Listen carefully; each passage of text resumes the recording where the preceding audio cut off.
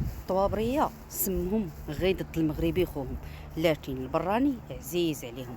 السلام عليكم، معكم سعاد نوفا وهذا فيديو جديد.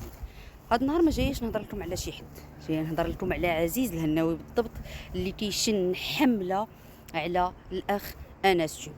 الاخ انس تيوب اللي شخصيا كنعرفو لمده سنين وسنين، اللي يا ما كتبنا ويا ما هضرنا ويا ما قلنا على وحدتنا الترابيه، وكنا ضد اي واحد كيمس بلادنا بشعره.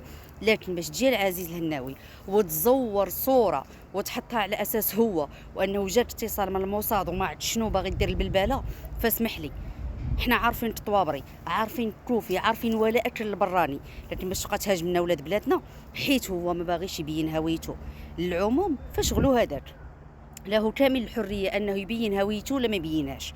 لكن منين الملتم ديال حماس كيعجبكم، الملتمين ديال هادوك الكبابيين كيعجبوكم وبالسكرينات من عندك من الكونط، لكن ولد بلادنا اللي كيدافع بشراسه ضد كل من يتطاول على هذه البلاد سواء من الداخل او من الخارج، جالسين تتهاجموه وتتهموه انه مع الموساد.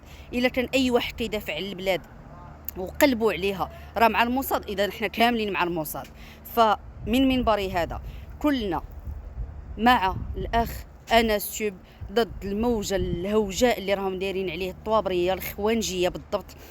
عدله وما عدت هذوك كاش من تصنيف نقدروا نصنفوهم، لان كل ساعه كنلقاوهم بعقليه في شكل، بحوار في شكل، بنقاش في شكل، المهم هما كيكونوا مع البراني.